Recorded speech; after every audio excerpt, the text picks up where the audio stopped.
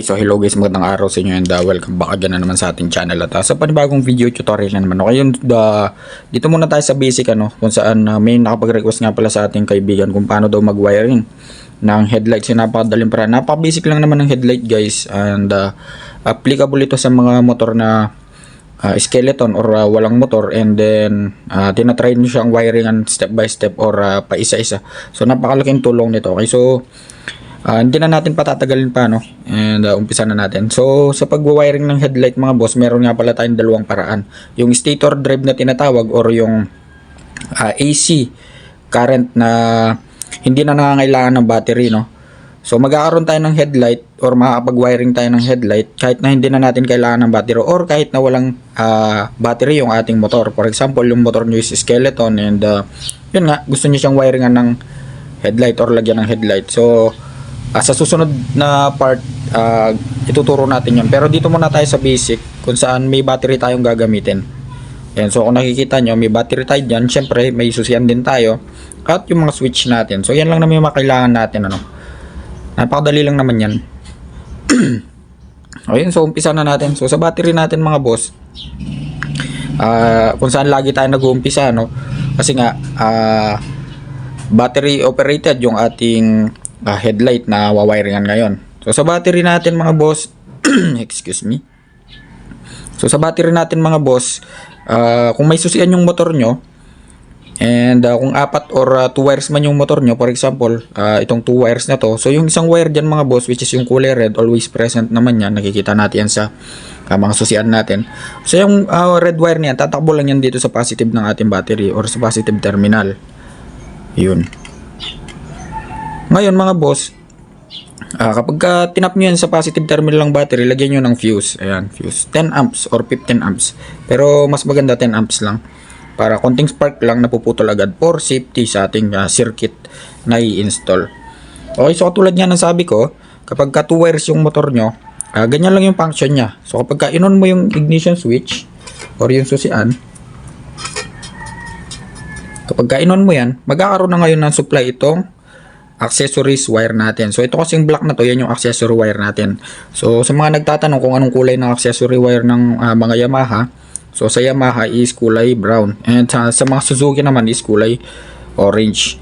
Ngayon mga boss, kung 4 wires yung inyong ignition switch, wala na kayong gagalawin pa dun sa ibang wire na yon. So bali ang hahanapin nyo lang itong red at saka itong kulay black. For example, Honda yung inyong motor, present to. Yung accessory wire kasi ng Honda is kulay black. And then dun sa dalawa na yun, wala na tayong gagalawin dun kasi kill switch and ground lang naman yun. So sinama lang natin tong red na to para hindi kayo malito sa pagtatap. Kasi lagi tayong dito magtatap para kontrolado siya ng ating ignition switch or yung susian. So kapag ka-in-off natin yung ignition switch, wala supply yung ating headlight. Okay? Ngayon mga boss, bili kayo ng ganitong switch or main switch. Ayan. Makikita nyo naman meron siyang off. Baliktad lang yung pagkakalagay, So ito dapat na tong tuldok na to, yan yung nandito sa kabila. Pero same lang naman ayun, so intindihin nyo na lang.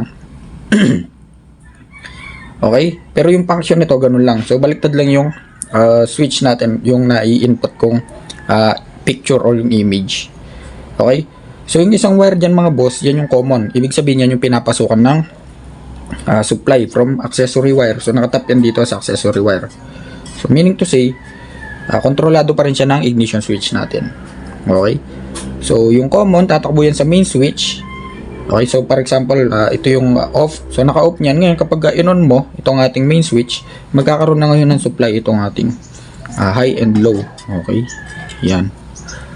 So kapag nagkaroon na ng supply yan, matik, iilaw na agad yung low natin. For example, yung low natin is yung blue. Ayun. So sa headlight natin, tatlo lang naman yung wire niyan. Isang high, isang low, at saka yung isang ground. So ganun lang kasimple. Okay? Ngayon kapag in-on mo to, lilipat lang yung source dito sa high natin. So from accessory wire, naka-off pa yan.